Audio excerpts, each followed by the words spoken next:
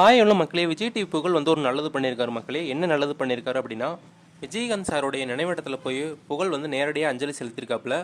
அஞ்சலி செலுத்திட்டு பத்திரிகையாளர்களை வந்து பேட்டி கொடுத்துருக்காப்புல. பசியால் வாடுபவர்களுக்கு என் ஆஃபீஸ் வந்தீங்கன்னா அப்படின்னா, கேகே நகரில் என் ஆஃபீஸ் இருக்குது. தினமும் மதியானம் வந்து சாப்பாடு போடுறேன், வயிறார வந்து சாப்பிட்டு போங்க, என்னுடைய வாழ்நாள் முழுவதும் நான் இதை செய்வேன் அப்படின்னு வந்து தேமுக தலைமை அலுவலகத்தில் வந்து சொல்லியிருக்காரு. நாட்டில் நல்ல எண்ணம் கொண்ட கொஞ்சம் சில பேர் தான் இருக்காங்க. அவங்களும் இந்த மாதிரி இறங்கி வந்து உதவி செய்கிறாங்க அப்படின்னு பார்க்கும்போது ரொம்ப பெருமையாக இருக்குது. மக்கள் மட்டும் ஒன்று மட்டும் செய்யணும். இந்த நெகட்டிவாக கமெண்ட் பண்ணுறாங்க இல்லையா, அது மட்டும் நெகட்டிவாக கமெண்ட் பண்ணுறது, நெகட்டிவாக ட்ரோல் பண்ணுறது, இந்த காமெடிக்கு டெம்லெட் யூஸ் பண்ணுறது, இதெல்லாம் வந்து பண்ணாதீங்க.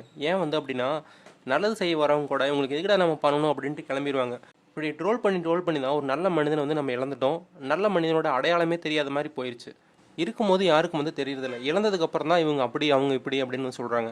இது வந்து நான் எல்லாருக்குமே சொல்ல, நெகட்டிவாக ஸ்ப்ரெட் பண்ணுறாங்க இல்லையா, அவங்களுக்கு மட்டும் தான் சொல்கிறேன். இந்த வீடியோ பிடிச்சிருந்தா லைக் பண்ணுங்கள், ஷேர் பண்ணுங்கள், கமெண்ட் பண்ணுங்கள். நெக்ஸ்ட் வீடியோ சந்திக்கிறேன். எல்லாத்துக்கும் பாய்.